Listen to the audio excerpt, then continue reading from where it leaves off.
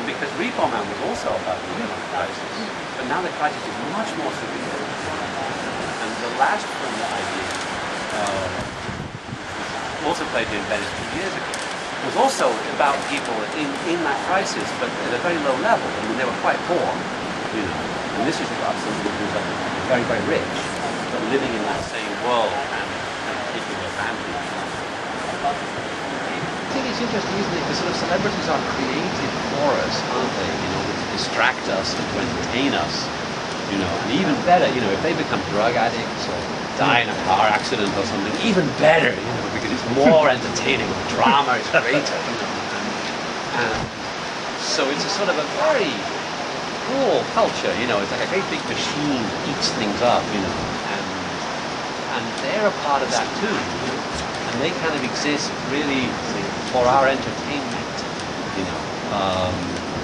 But it's all creative stuff, isn't it? Because the genius of the culture is that within countries like this country or England or the United States, there's a handful of very, very wealthy families who own everything. And their genius is to keep this a secret, you know. So that we're entertained by Paris Hilton, we're entertained by Lindsay Lohan, you know. But we never notice that kind of way above us, you know, way above Obama and Sarah Palin and stuff, there are actually guys pulling the strings. And that's also, I also find interesting, is that there are these, you know, there's great wealth, very, very, a handful of very wealthy people who have enormous amount of influence and yet are able to remain, like Pixxie's father, they're able to remain kind of his. That was one of the most attractive parts of this piece, because I said, wow, Alex is really ahead of his time. Because I read this script in October. Things got very bad around January for us in America, January. And I was like, he's onto something. This isn't even hold. No, okay.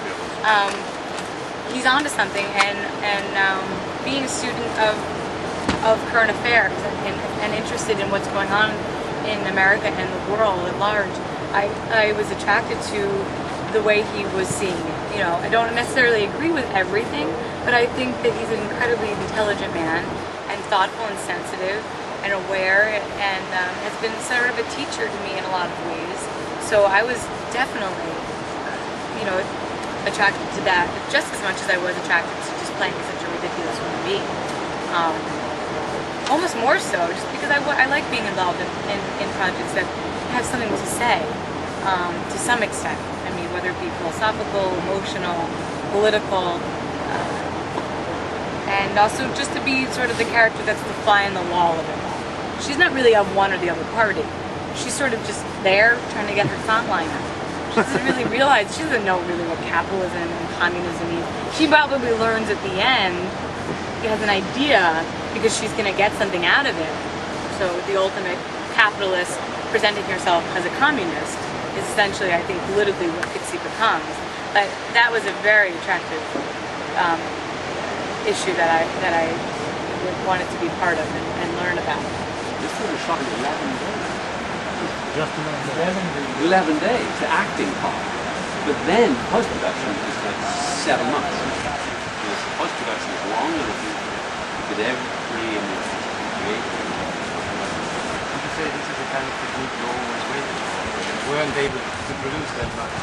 Yeah. Well, I think this is what the original Repo Man should be.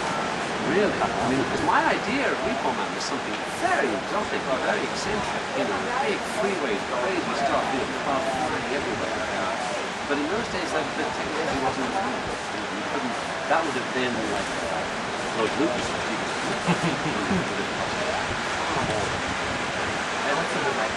It's no money at all. Basically, almost nothing. I mean, literally almost nothing.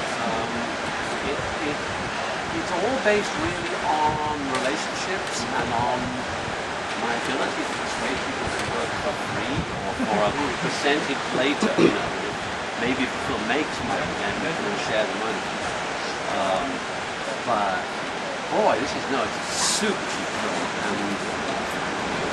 and all that money was really spent on shoot. And then after that, essentially, I would say it's free because we're still you know, people still working, violent things, having travel, but I can never make enough films. I never really can. I'd like to have all the favors possible.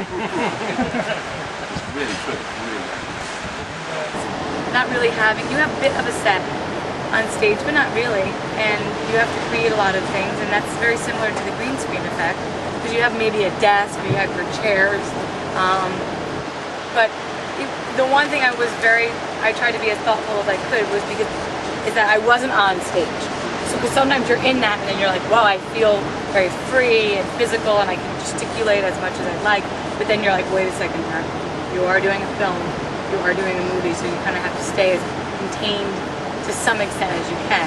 So the green screen, it was very freeing, and also I'm quite new to all of this, that I didn't have much to compare to. So, you know, I'd done a film with Alex and we were on the road in a car, so I had an action the whole time. But, you know, when you get opportunities like that, you just throw yourself into it and do your best.